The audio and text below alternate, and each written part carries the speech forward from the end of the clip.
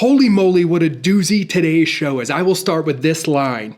Are you prematurely ejaculating your emotions? And holy moly, there is no sexual innuendo to that whatsoever. It is the most accurate way to describe one of the biggest linchpins in entrepreneur success. And in this episode, we break down everything, how to go from fear and division and hypocrisy into holding space, being intentional, and ceremonially releasing past ways to build the new you, to apply it to every area of your life, your business, your relationships, your friendships. We talk about how one word can accurately describe the one thing you need to have every day in your life to succeed. Are you being tough, but with the right definition of tough? We talk about holding space for you and those around you to create the best possible results, and everything in between, because I couldn't even take notes fast enough because I was too busy processing everything that was happening. So today's episode is with my dear friend, one of my best friends, one of the most amazing humans, Stefanos Sifandos, and this episode is a doozy. So strap in, get ready to listen, maybe have something to take notes, but for now, I'm just going to cue the episode. So let's get into the episode.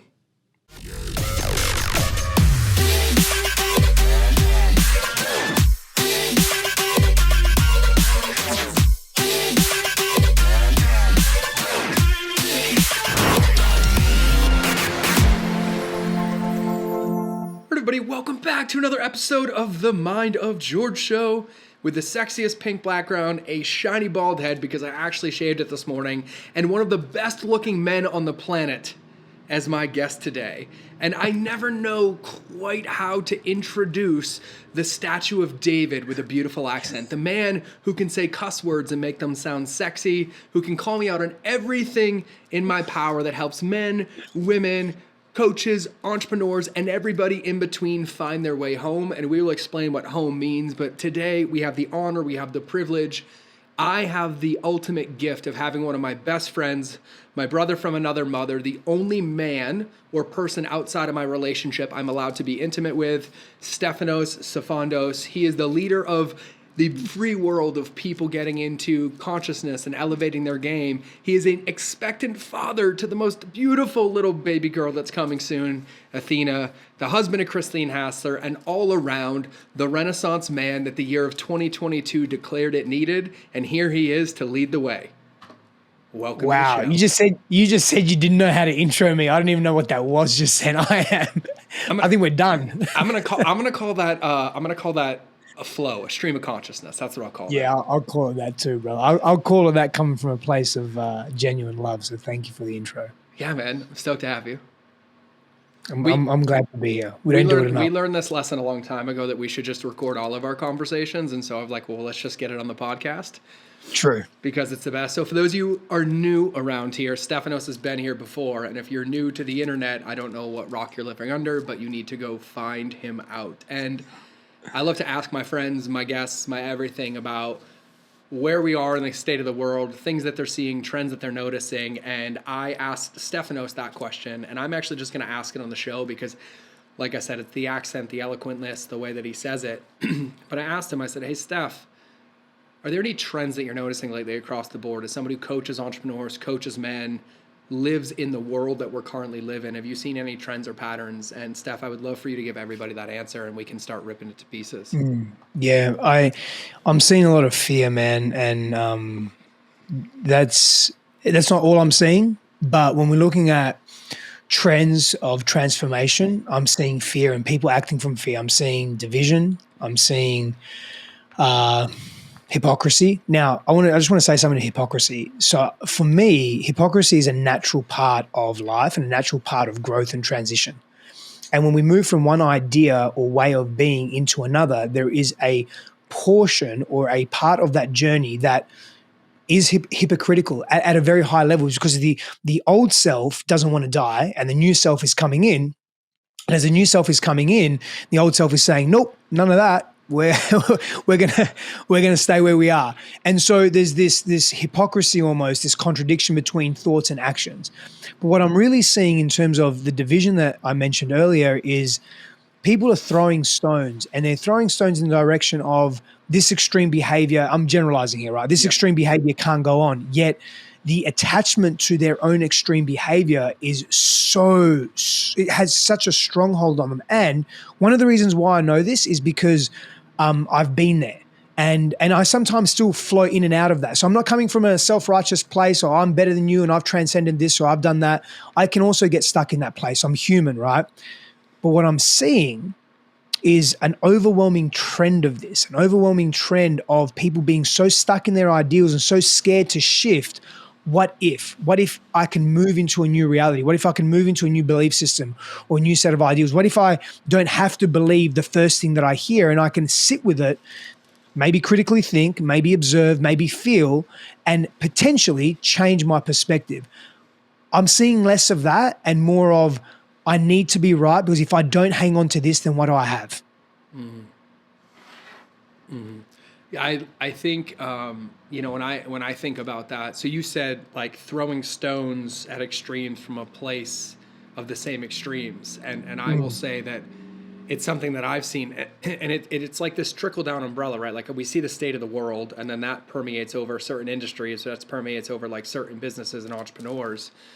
And it's like this fear from the bottom up of like, I know for me, I've thrown some stones and I've been in big extremes and out there in the swings, just simply because I was afraid to be integrous about how I was feeling, because I had never felt that feeling before. I had never been with that. And the closest thing that I can liken it to is like, some hard conversations in entrepreneurship when I almost lost everything, or I had to like lose one of the biggest clients ever, like that feeling that hit my body, I didn't really know what to do with.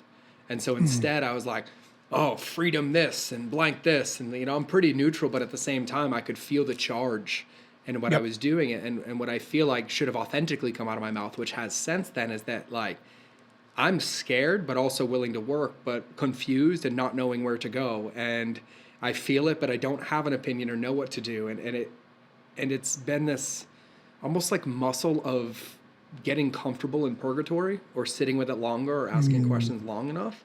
And so for people that are listening to this, like when we see this, we see it in entrepreneurship, we see it in the state of the world, we see it with freedom, we see it with everything. You talk about sitting with it and asking critical questions, creating space, and like, what does that tangibly look like? Like, I feel like for me, I don't know if I've ever been trained to critically think. I feel like I was trained to do a job, do this, shoot them, be here, blank, blank, blank. And I think prior to this state of the world, I feel like we lived in a society where the paradigm was instant gratification and immediate resolve. And there wasn't this behavior of critically thinking, and I'm generalizing, critically thinking or sitting or observing. And so I feel like it's kind of forced this perspective of choosing how to respond versus react. But I feel if it wasn't for your guidance and some others, I wouldn't even know where to start with that. So can you kind of unpack that a little bit? Yeah, for sure. I'll begin by unpacking it with a personal story. So right now, and I did a video on this yesterday, I released it yesterday with Christine and I. We were just speaking to, I'll come back a bit. So we had a ceremony around essentially 2 becoming 3. We just had a very deliberate ceremony around, life's going to look different now. My wife's pregnant. She's anywhere from 3 to 5 weeks away from giving birth. And the two of us are going to become 3. And for me, I've sat with this by myself in solitude for some time, not because I wanted to hide from Christine or not bring that to her, but because I wanted to assess and be with and feel what is this thing that's coming up in me. And it's grief. There's sadness there. And there's a sadness of my identity shifting. There's a sadness of responsibility shifting. There's an excitement, an equal excitement around that, but then there's also guilt around that. So I'm allowing myself to feel all those feelings. And we had a ceremony. It was a beautiful ceremony. We opened the container up with a candle. We lit the candle, and we just started speaking into some fond memories and some ideas that we have around being parents, that we continue to do that on a regular basis, but how we want to be with each other, what brought us together, how and what does it look like being together with, 2 becoming 3, and just being really honest with each other. Really. So I was able to be very honest with her because I explored that within myself. I sat with it. I meditated. I breathed with it. I journaled to it. I sat with it. I spoke to other brothers about it. I still do, like I am with you now. Like I've asked you about hey, when you had your little one, what happened for you? Now you're in a very different place then. You're in a very different place now. Your level of maturity, like mine from 3 years ago, has shifted massively. I'm not the same person I was 3 months ago. Neither are you. But still, those reference points help from trusted, respected, revered sources. So tangibly, it's feeling the feelings. It's, this morning we taught a beautiful class. We have a program called Be the Queen. And after that class, I just shared with Christine, I said, I'm grieving a bit today. Like, I'm really feeling that. And there were tears that came, and I'm just allowing those emotions to come through me. I'm allowing myself to be with them. I'm not condemning them. I'm not judging them. I'm not compartmentalizing them. I'm not shunning them. I'm not repressing them. Something that you said earlier, and one of the reasons why we're throwing stones and we're entrenched in our ideals with very little wiggle room is because we are so scared of our feelings that we repress that shit, and it turns into anger and aggression. And I've been down that path too many times in my life, and I don't want to go down there again. And I'm not doing it to avoid. I'm doing it because I'm making a conscious choice to be a different person. And so for us, for me, that's what it looks like. It looks like sitting with those feelings. It looks like being with them, getting context and reflection, whether you're working with a coach, which I do as well, a couple actually, or with a group of friends where you can get a mirrored reflection back on what is it that I'm experiencing, and giving yourself permission to go there, even though it's fucking uncomfortable, even though the guilt and the shame that sometimes comes up. I mean, think about this from my perspective. Like, I'm grieving. Not that my baby and my child is coming into the world, but I'm grieving that I'm losing part of my identity. I'm losing, we're restructuring the relationship. And so there's a grief there, but at the same time, there's this deep joy and excitement, this visceral excitement around this baby coming through. And I don't want her energetically and emotionally and spiritually to be picking up on that. And so I could very easily compartmentalize that and ignore it. I don't want to, though, because that's not being true. And I want to be in integrity. I want to feel whole. And to feel whole, I have to feel all of me, not just the convenient parts. So tangibly, that's part of what it looks like. Yeah, thanks for being my coach every day, all day, even when I don't want you to be. But no, I have so much, reverence would be the word that I use when it comes to that, situation. I can remember vividly not conversations, audio messages where you called me, see you next Tuesday, and held me in my place, which I love dearly. It's one of my favorite love languages with you. And I have reverence for that now, because I remember, like, I would call you. I remember standing outside Mammoth Mountain, 8 degrees outside. Cold as fuck. Cold as shit. Walking in shorts and a t-shirt. In shorts. Ready to lose my mind because I feel like the whole world is crashing down. Like an atomic bomb had been dropped on anything. And now in hindsight, looking back, I felt like that because I refused to feel. And so it's this big catch-22 that I've had to experience, and it's something that I see now. And so when you say with the ceremony around Athena and mourning what was to create space for what may become, I feel like it's applicable to everywhere. And to tie it back, I feel like it's also one of the reasons that I'm seeing and we're seeing so many stones being thrown and this massive amount of divisiveness, because there's this like relentless commitment to being right rather than being open. And I know I've experienced it well. And I have personally going through something right now that it's not ready to see the light of day, but I'm sitting with it. And I've probably cried for 3 hours today in between this show, before this show this morning. I called someone. I was like, I just need to cry. Listen. And they're like, you good? And I'm like, once you listen, and I'm just bawling. And they're like, what do you need? I'm like, nothing. I was like, I just needed to be witnessed. Like, I'm good. I'm clear. I'm happy. I'm joyous. And I was like, but I'm mourning. I'm mourning a belief system. I'm mourning a paradigm that I have. I'm mourning an expectation. I'm mourning all of it. And it was really beautiful because I got to call somebody that I love, know, like, and trust. And then they get done and they're like, well, now what? I'm like, I don't know. Do you want a cookie? Like, thanks for holding space. I don't need anything. Like, I feel really, really great.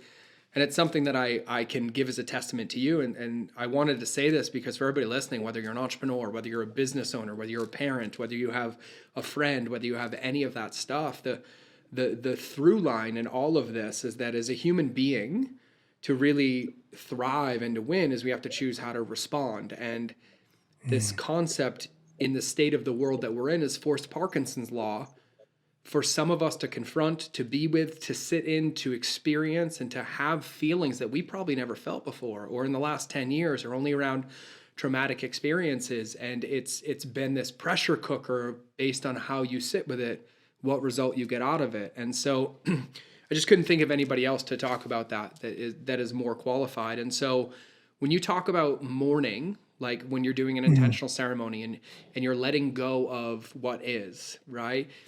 Do you sit with that till you feel no charge? Do you do it intentionally in a container? And then once you hit that point that maybe I'll call neutrality or some open space, do you then go intentionally take an action to fill that with a new identity or a new belief? Or what's that look like for you? There's usually some space in between for integration. I've found that in my own life, I've had this propensity to receive information or new knowledge or new wisdom, right? And then I want to do something with it immediately. And I think that's, it's a form of premature ejaculation, so to speak, right? It's not fully cooked and we're taking it out of the oven. And so what I like to do is sit with it. Like sit with it meaning just be in life and not necessarily take action on the new revelation or revealing or wisdom that's been exposed to me because of my allowance into feeling, and just be with it. It could be a day, it could be an hour, it could be a week, it could be a month, and then the action will come to me. That doesn't mean that I don't deliberately think about what action do I want to take with this new identity that I'm forging into my being. Also, it's sometimes a process. So sometimes it's a process of heavy feeling and heavy expression or just intense expression or just new expression, novel, whatever it may be. And sometimes I have to deliberately pause that to live to fight another day, so to say, because otherwise we can get addicted to the cycle of just feeling and feeling and feeling, or the cycle of expressing or exploring even. And sometimes we need reprieve and we need space. And so until sometimes I'll quote unquote force neutrality, or sometimes the neutrality will just come. And before I take action on that, I'm engaging in creating space for myself and self-care. And self-care looks like exercise. It looks like laughing and having fun.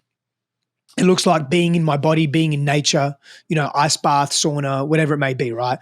And again, the intensity of those challenges will depend on the intensity of the experience that I'm having. If it's way, way too intense, I'm not going to go do additionally intense things that are going to burn me even more, right? So I'm gauging all that and I'm getting to know myself at a deeper level. Yeah, so can we talk about this concept of space real quick? Because when we keep saying space and holding space and doing that, I think that I know what it means. I think a lot of people know what it means, but I'm listening. No, most people don't. True. Never mind. Thanks for calling me out on my shit. I guess because I talk about it so much, I'm like, everybody has to know. Yeah, you're also fucking hyper intelligent, and so no. Don't you expect also swear I have like a good memory too, but I don't know what you're talking about. Yeah, you don't have a good memory. You have a fucking exceptional memory. I'm now becoming like people's Rolodex. I'm like, I can't remember what I ate for breakfast, but if you ask me about that conversation we had in April of 2019, I will tell you exactly what it was. And I think it really boils down to how much I practice space and being in integration with it. But can you talk about like kind of what we mean when we say holding space, what the benefit of, what it looks like to start, and then, rip into that a little bit? For sure. So for me, holding space is really our ability as human beings to be there emotionally in a reliable way for other human beings without bringing or injecting our pain, our trauma, our unconscious projections, our biases into that relationship. Now, there's caveats to this, right? Because that almost sounds a little superhuman, and also impossible because we all carry unconscious biases. But what I mean by that is, for example, like someone comes to me, a client comes to me, or a friend comes to me, and let me actually give you a more personal example. So Christine comes to me and she says, "Hey, there's something I want to talk to you about. When do you have some space?" I'm, cool, I've got some space now. Great, let's talk. So we start talking. She starts expressing, and she has something with me that I've done or action that I've taken, and the way that she's interpreted that and the way that she's feeling. Now, in that moment, I can get hypercritical and hyper defensive. And that generally comes from a place of, well, I'm feeling threatened right now. I'm taking it personally. My ego's hurt. I'm actually not able in this moment to hold space for you. So the mature thing would be to say, hey, I'm becoming defensive and aggressive internally. I just need some time to equilibrate that, and then we can come back to this. Or I can really just know that I don't need to take this person. I can really listen to this person and not inject my stuff into it and actually listen and hear her. And so there are communication tools like Imago Dialogue and NVC, nonviolent communication, that can really support with that are super simple yet profoundly effective, right? But that's secondary to the thing of do your inner work. So the more you do your inner work, one does their inner work, the more I do my inner work, the more I'm aware of my own stuff, the more quote unquote space I create for myself. In other words, where I'm not overloading myself with stimuli like doing or serving or acting or filling up my calendar or whatever, just empty space, being in nature, feeling, thinking, doing whatever I want, watching TV if I want, whatever it is, right? The more I can hold space for other people because my nervous system's not so overwhelmed. So holding space isn't only this mental, emotional construct, it's also a physiological construct, meaning that can we be in a regulated place where we're not dysregulated and we're in an activated sympathetic nervous system response? Ways to do that is, again, working on your trauma, doing your inner work, creating space for yourself, nurturing yourself, practicing relating in ways that actually align with you as opposed to coming from old behavioral patterns and reactivity that was forged and reinforced at the inception of trauma, generally during our developmental formative years. In other words, when we were kids. You and your big fucking words, bro. Yeah, kids isn't a big word. You made the word.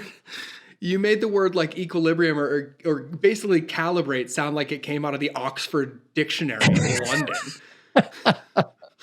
You're killing me. I really don't. I have a very limited vocabulary. Actually, I think my vocabulary sucks. I look at someone like what's his name, Russell Brand. He's the best. I go, yeah, but I don't understand 20. I maybe understand 20% of what he's saying, and then without body language and context, I'm lost, bro. And it's like Mandarin to me.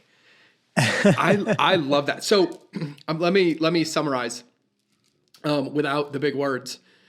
And so I love your definition of holding space. So holding space is our ability to be present emotionally with other human beings without projecting ourselves into it.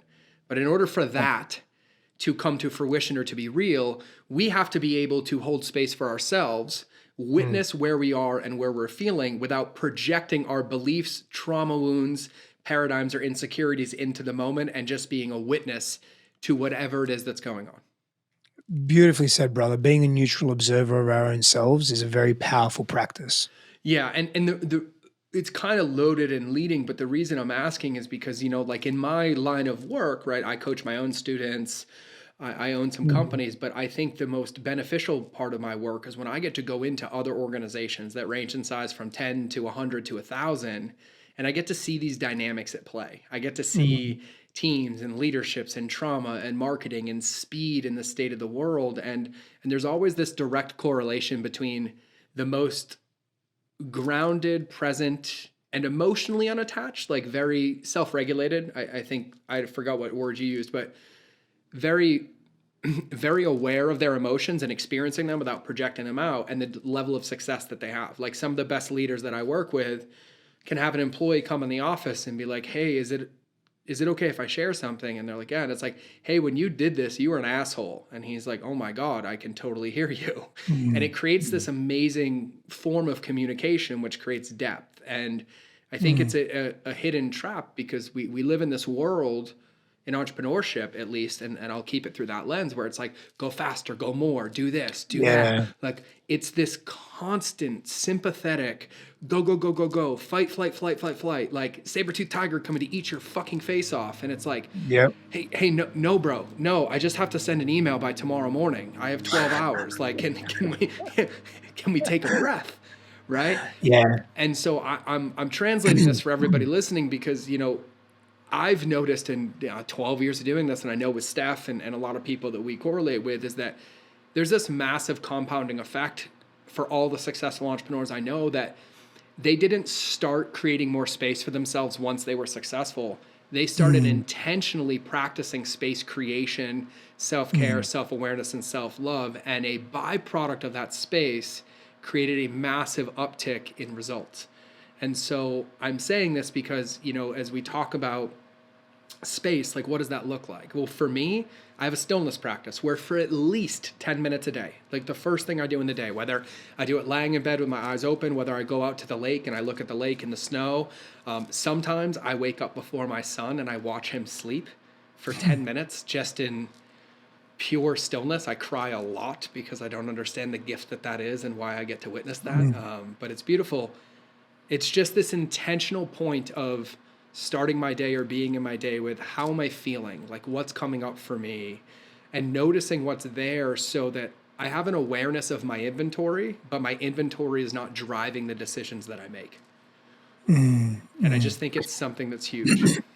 It is, man. I have a question out of curiosity, right? Like we're talking about the pace of the world, and we're talking about speed of the world. And, what I got from what you just said is slow is smooth, smooth is fast. And I'm just wondering in the realm of business and activity and creation in the world, like when is fast going to be fast enough? Like because we seem to just be speeding up. Like the internet's getting fast. It was meant to be getting faster. I don't see it. Verizon's fucked.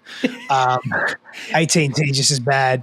Like no, but seriously, like we're meant to be getting faster, but and we want more. Like shareholders are demanding more. Greater returns quicker. The quarterly profits are needing to be better than they were last year, irrespective of what's happening in the world. The demand on what we want and what we desire and our expectations. It reminds me of my father wanting to sell his house a few years ago and saying, "Oh, we should get a couple of $1 million for it." I'm like, "But the market doesn't say that." He says, "Yeah, but we should just get a couple of $1 million for it." I'm like, "Are you fucking serious right now? Like, what is it? The market's not." You look at what's sold in the neighborhood; it's not even close to that. So we have this this conception of what things should be, and we're so attached to that. Like, when's fast going to be fast enough? I'm not saying you have an answer, but I'm just curious. Well, actually, it's something I think about all the time because Well, you would because of the space that you're in. 1,000%. I feel like what I've noticed and what my belief is, like this is just my unbiased opinion of like what I notice is that the speed, the increase in speed, the unsettledness with the speed with it never being enough is a perpetual moving finish line based on the disconnection from what truly matters. And so it's a compensatory line that continues to move because just like any drug or any input or any stimulus, once you get used to it, you have to increase the load, increase the drug, increase the stimulus to get the same result. And so for me, what it looks like is just a perpetual society or paradigm that's spiraling out of control based on a lack of self-values or self-awareness or connection to self. Therefore, it's the only way to keep it going is to add more and to make it faster and to make it go and to get faster speeds and to make more money. And it's just a cycle that only breaks once you slam on the brakes. Like you have to brake check yourself. And it's beautiful because I was having this conversation with a client the other day who does very well. Like we're talking $7 million a year with a very small staff. And we were having a conversation of like, when did it become the norm that you're a failure as an entrepreneur if your business doesn't double month over month or year over year or, and so we were talking about the cycles of entrepreneurship, how there's expansion cycles, how there are reinforcement cycles, how there's foundation cycles, how there's growth cycles, how there's profit cycles based on the goals that are there. And I think it perpetuates all the way through. And so you ask it, but I think about it all the time because it's like the same thing. It's like, hey, when you're in the dance, the only way to stop it is to just stop dancing and to really lean into it. Because, for me, when I deleted social media, when I deleted and walked away from that company, the biggest thing that I had to deal with was the mourning, but also the come down or the depression from losing all the stimuli. Like I went from having a couple 100,000 social media followers every day to nothing for 3 years. And it took me, I'd say probably 6 months to not even have the habit of mindlessly picking up my phone and sticking my thumb where there were social media apps before. And so that's what it is for me. And so now, obviously, you and I know, and both of us, I have a very intentional, like being aware of my barometer, being aware of where I'm pulled, being aware of like what I'm giving into the world because of that question and that answer. And so that would be my thought on that. I love it though. Yeah, yeah, and I appreciate you sharing that too. And you know, I was thinking of what you said around. You know, I was thinking of a funny example. I was thinking of the toaster, Yeah. right? You know, we developed a toaster to toast bread, and then we made it a little faster. And then you know, two or one slice wasn't enough. We need to do two slices, and two wasn't enough. We need to do four slices, and then but we you know we have all these amenities that help our lives move smoother and faster. And this isn't a dig on technology. This is more our perceptions and approaches is what I'm really commenting on here. I love tech and I love how innovation serves us. But then I find myself, you know, in meetings, instead of creating space in my day sometimes to sit down and eat slow, and I'm in between and I'm rushing and I'm multitasking, and I'm like, what the fuck for? Yep. Like we convince ourselves so easily that this is, you know, in such a righteous way, oh, we have to be doing this. This is what has to happen. We have to make more impact, and we have to do this, and we have to have X amount of clients and X amount of revenue coming in per month. And it's like, I'm not saying don't have goals and objectives, man. If anyone that knows me, I'm super linear, Yes. and I'm very goal driven, and I'm ambitious, and I'm hungry, and I do the work and all the things, and it's okay to rest. Yeah. Well, you know what's funny is like you say this, we talk about it, we coach it, right? The cobbler's kids never have shoes. And so I'm like, I need people in my life to call me out of my own shit because they're like, hey, man, you know, practice what you preach. But I was flying home 2 days ago and I had a pretty big list of things I wanted to get done. I didn't have to get done. I did the whole first flight. I worked, I actually like knocked out 4 videos I was editing, scripted a podcast, did my emails, and I was like, boom. And I'm sitting there in my seat. And there's a TV screen in front of me. I have headphones in my hand. I put my laptop away and I'm like, what am I going to do? And I was like, I don't want to watch a movie. And so I literally put everything away and I just sat in my chair for 2.5 hours. And I started observing and noticing. And then I was like, do you remember when we used to just fly on a plane and even the flip down movie screens didn't work? Like, what were we left to? We were left to conversation, we were left to books, and we were left to observation. Yeah. And it was challenging for about 10 minutes. And then just like every other part of my stillness practice, I was like in love with it. I started noticing things and, you know, being with it. But I think about how abnormal that is now. Like you nailed it, right? It's like there's this constant demand from the world around us, whether we created it, whether we allowed it in, or whether the world is trying to get itself in, to distraction and attention and the endless scrolls and social media and blah, blah, blah. And I feel like what's missing for the world is this trained behavior of, let's call it structure, let's call it solitude, let's call it connection to self, let's call it proactive choices, where this isn't I'm a failure because I didn't get X, Y, and Z done. It's like I'm a winner because I chose to do one, and I'm going to choose when I do the other 2 and 3 because it's my fucking pace. It's my world. I just love what you just said. Observation, conversation, and books. 3 things that we very much need in our lives that we probably, most of us, don't do enough of. Yep. Reading, observing, conversing. Meaningful conversation. Mm-hmm. And the context and the content that comes from that. And when I say content, I'm not necessarily meaning content for social media or blogs or articles, although that definitely, I mean, that happens for me. I'm more so content into the reflection for our own lives. Mm-hmm.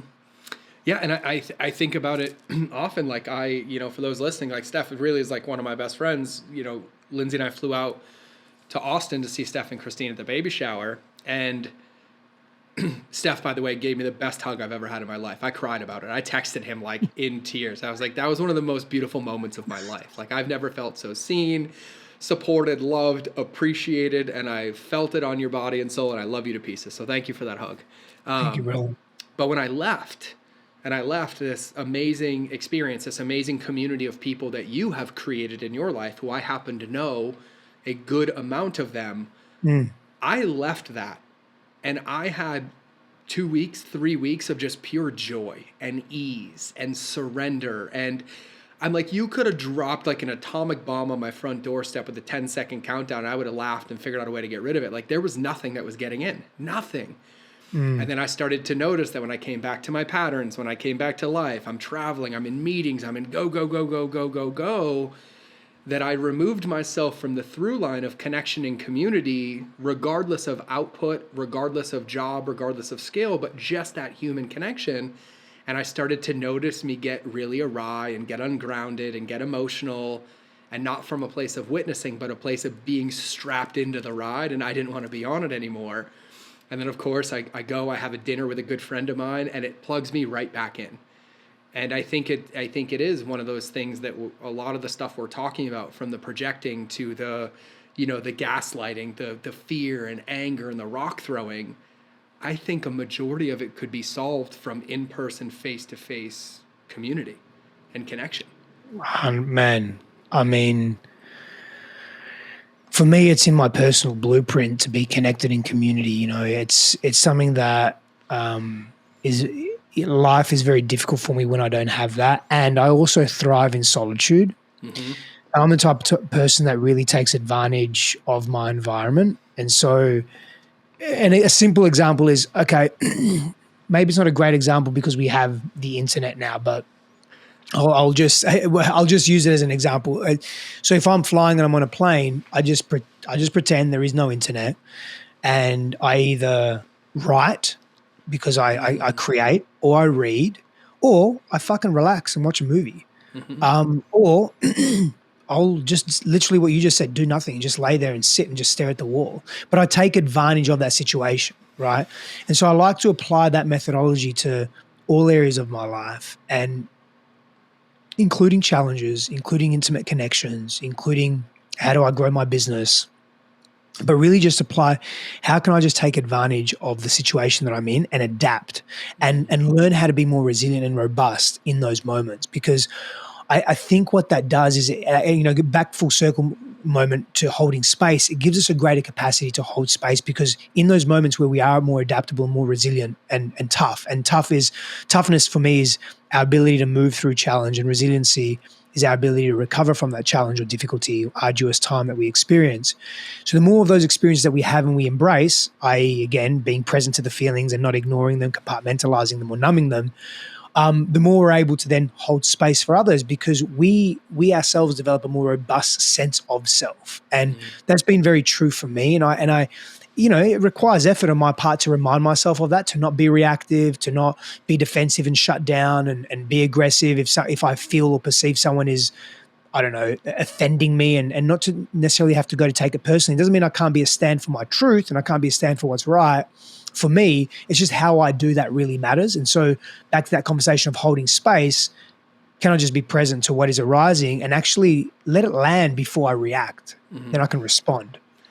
Yeah, I love that. And I know we're getting near the end, but I want to ask you a personal question for me, because we're talking about this holding space. We're talking about witnessing. We are talking about an intentional ceremony, mourning and releasing, allowing the space to be there and maybe sit until we fill it again. And a lot of this is like noticing our attachment to things, like, is that my feeling? Is that something else? What's triggering me? Where am I responding? And so I'm in an interesting situation where every belief that I've had about myself for 39 years of what I think is normal, or what my goal was as a child, expectations about how to live as a man, basically had an atomic bomb dropped on it.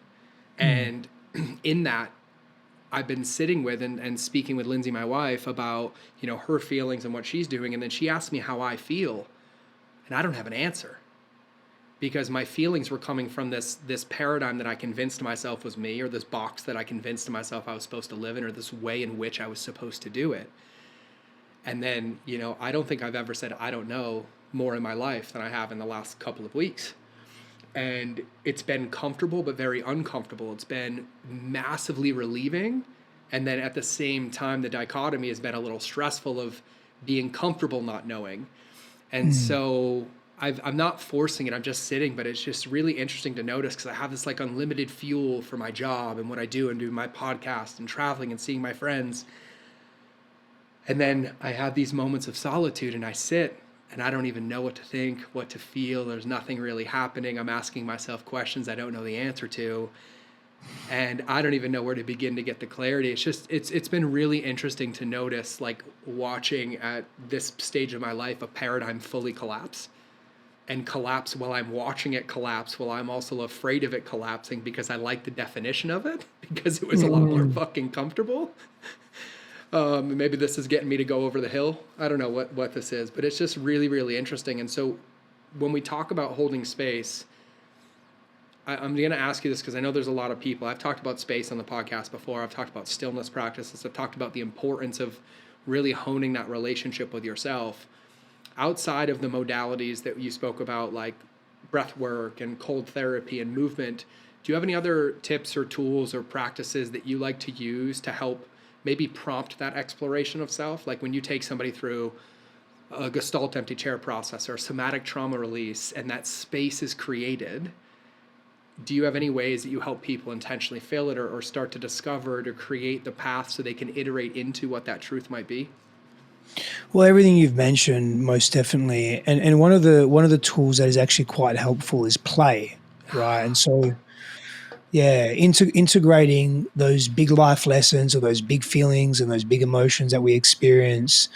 Sometimes we just need to play because we're tapping into aspects of our psyche that are quite old, or should I say, quite young. Young aspects of self, childlike aspects of self, and so part of the realm of being, part of the realm of children is play and joy and creativity and curiosity. And so if we can stimulate that within ourselves and just play, like literally just play. Like, I had a client some time ago and he had a very rough upbringing with his father particularly. There was a lot of rigidity and strictness and violence and all those things. And I said to him, he's a very successful businessman, had a few hundred people in his employees, international business, multi-millionaire, et cetera, like successful meaning by external standards, right? And he just lacked play in his life. I said, stop. He lived in the Middle East. I said, I need you to go to, he was in Dubai. I need you to go to the theme park there, Atlantis, and I need you to have fun for the whole day. And he did that. And he said it took him right back to childhood when he'd be there with his mum and he was just allowed to play. Right. And that for him was really special and deeply, deeply healing and nourishing because that gave him an opportunity just to connect to that part of his child, of his inner child that was just dormant for so long.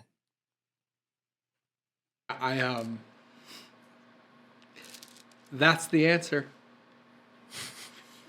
Because I realized just even in that moment that I isolate my play because I'm afraid of being seen by those that are close to me. And then that's the feedback to play with my kids, to play with my wife that will help that do it. And so that's, that landed for the onion that I'm cutting on my desk right now. But I openly cry about it. That's great. That's what it is. And fuck it. Who can't use more play in their life, right? Like joy, laughing. But I'm ready to have a gel blaster tournament and start popping people off just for fun. Yes, sir. Yes, oh my God. You know what's crazy is that answer I could use to sum up this entire podcast, from stone throwing to fear, division, hypocrisy, being afraid to feel my feelings, being disconnected from my body, not knowing how to hold space. What does it look like to hold space for others? And I was like, if we really, really summarize the answer to the last question, I think a positive solution for every one of those is to go intentionally play. Yeah. And I'll never forget when you assigned that to me the first time. You told me to go down to the beach and roll around in the sand like a child to alarm people enough that they were willing to call somewhere to admit me, because I was so free and so playful that it was challenging to most people's paradigms. And that was a beautiful thing. Short shorts on a beach and basically doing my own Fabio, and it works. It works like a charm, my friend. Doing your own Fabio, I love it. Right now it's the dad bod bald Fabio, but nothing but love for myself, my friend. Oh, that's so good. So good. So listen, I want to be respectful of Steph's time. One of these days we'll do like a 24-hour, marathon. I'll keep him up all night since he's going to be trained once Athena is born. And I can't wait for these text messages because I was like, oh, I've been through this. I can support my brother. Like, I know what's coming. But one of the things that I love about Steph and his amazing wife, Christine, who will be on the show, host baby, we'll work on timing because we've been playing chase for a while, is you guys are basically creating a world of people that I want to be friends with, a world of people that I want to learn from, and taking your skills, Christine's skills, and then Preston and Alexis's skills and combining them into the world. You are creating like an army of powerhouse of like consciousness and amazing people that are making a difference. And you didn't really ask about this, but I want everybody to know about this because I think it's one of the most incredible things. And I just had a woman leave one of my courses and join your program, and I couldn't be more happier. She's moving from That's Maui awesome. to Denver, and she's like, what do I do? I'm like, go with them. Like, go, they're your people. I love it. And can you just give everybody like a quick high level down, like what it is, what you guys are up to? For sure, we're doing our very best, and we've combined forces, with over 50 something years of experience between us to really revolutionize the coaching industry. The quote unquote life coaching industry. Not that we're a life coaching certification, but more holistic coaching. Like a well-rounded, robust, trauma-informed coach that is an advocate for their own inner work as they're, helping others heal, right? And so we developed a coaching institute. It's called Elementum Coaching Institute, elementumcoachinginstitute.com. We commence our second cohort March the 10th. We kick off, so not that far away. Intake is still open. We've got amazing students already on board. It's a 9-month program. Next year is going to change a little bit. It's going to be even more robust, but this time it's 9 months and super detailed. And we just go deep. We just go deep with people, and everyone still gets a lot of us, a lot of Christine, myself, Preston, and Alexi. Again, as the years go on, that will change, but we've created an amazing curriculum. It's deep work. Like, you've got to do your work to be part of this, and it's worth it if you're in this space. Yeah. So as somebody who knows all of them personally and professionally, and I know people that have been through personally and professionally, if I had any interest, I would go, but I don't, because I just call Steph and he tells me what to do. And it's this like beautiful thing. I've like earned my way around the back door entrance. That sounds horrible. Said that on purpose though. But I would really, really recommend it. I'm going to spell this out because I just want to make sure. So it's Elementum, right? Elementum. Yeah. elementumcoachinginstitute.com. Go check it out. Go do whatever. The other best place that I would highly recommend Steph, since Steph is the king of Instagram stories that will challenge, support, or encourage your current paradigm, is his Instagram. It's Stefanos Sifandos. You can figure out how to spell it, but I guarantee he's the only one because I look all the time. But check him out on Instagram as well. And Steph, before we go, I like to ask this. I like to pretend that everybody listening forgot the entire show, and you can leave them with one message, one takeaway, one carry through to take into their life. And what would be your closing words from today's knowledge bombs and wisdom drops? Today it's play more. You got to play, do whatever you want, go streak down Austin, go to the beach, go get some gel blasters. If you don't know what gel blasters are, just go do yourself a favor. And Colin, I hope you're listening to this. You're welcome for your free plugs and everything in between. So everybody listening, thank you. Thank you for being on another episode of the Mind of George show. If you want Stefanos back, which I think everybody should, shoot him a DM on Instagram, and then he'll send all those screenshots to his assistant, and then she'll give us a big time block and let us, play like we want to play on a podcast. And so remember that listening to this is only half the battle. Implementing it is the rest. Go pick something to play with and go create some intentional space to get grounded, to get connected, and utilize it and permeate it through every ounce of your life and every ounce of your business. So remember that relationships will always beat algorithms. And like I always say, the one with yourself is the most important. It's like Stefanos was reading my mind.